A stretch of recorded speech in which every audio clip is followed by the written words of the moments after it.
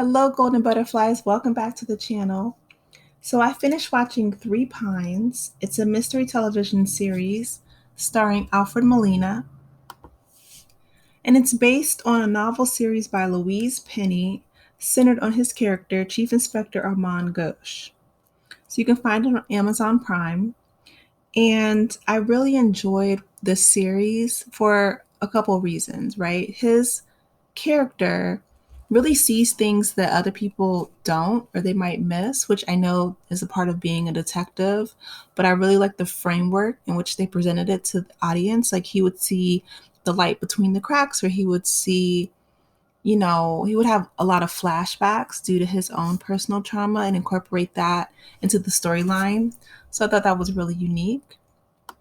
Also, the fact that Three Pines is a small village in the eastern townships of Quebec, Canada. So, Quebec is known for being francophone or speaking French. So, this is, of course, it is in English, but they do incorporate some French into the storyline. And I just thought that it was really well done. I really enjoyed learning just about the area and about more so Canadian culture while watching this as well. So the series begins with Gamosh ignoring his supervisor's orders, and he investigates the disappearance of an Indigenous woman named Blue Two Rivers.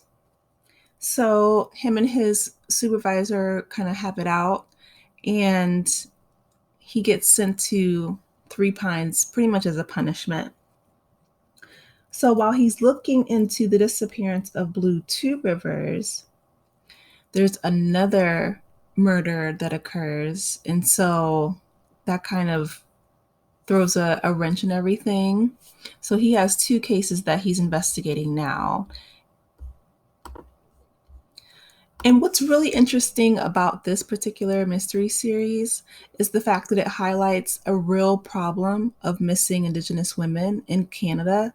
That's been a problem throughout their entire history, but more so, I would say, within the last 20 or 30 years, the numbers have skyrocketed. And so, this show, as well as another show with Hilary Swank called Alaska Daily, I'm going to make a separate video about that as well, but it really puts a spotlight on a very real problem in Canada and really throughout North America.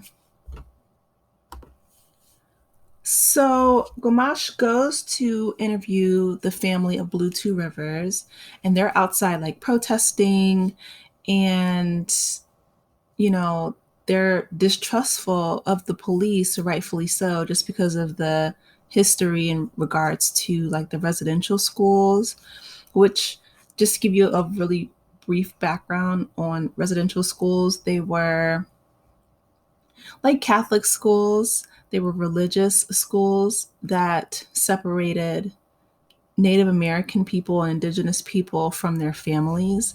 And they would take them and put them in these boarding schools, make the children like live there, and they would abuse them. It was really horrible. I mean, the Canadian government has recognized it, that, that was an atrocity. The Catholic Church has apologized as well. But that's a real focus point on this series. So I love the fact that they incorporate real world issues within the Canadian government into this series. So kudos to them for doing that.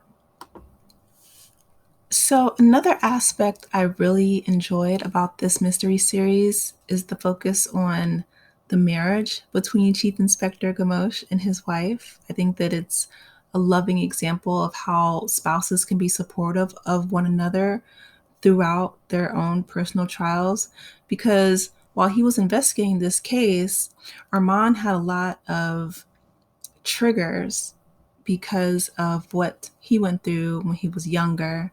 And so just to see the balance between him and his wife was like tastefully, it was beautiful. It was a really wonderful example of a supportive marriage, and I love that. So while he's investigating the missing girl named Blue Two Rivers, as well as the other murder, he realizes that the village and the villagers, they're all holding secrets, right? And so uh, he's like, okay, I came here for one missing girl. There's already been a murder, and like the crimes just keep piling on. And as the crimes keep piling up, of course, the suspects keep piling up. So he keeps digging into, what's going on, how is this all connected, who is hiding what. And if you've ever lived in a small town or know anyone who has, you know that the people are very close and everyone is pretty much in everyone else's business all the time. And so it brings that rural small town element to his investigation, which you can tell that he's not used to, and it makes him uncomfortable. So another thing I really liked is a lot of nonverbal communication that happens between the actors within this series. And the characters themselves are very eclectic. There's a bookstore owner and writer, and then there's, a cafe owner, and someone has owns a hotel, and someone owns a community center and an art center. And just to see all of them work together to, of course, try to take the heat off of themselves, but just try to find what's going on in their small village, because murders and things like that, that's huge for anywhere.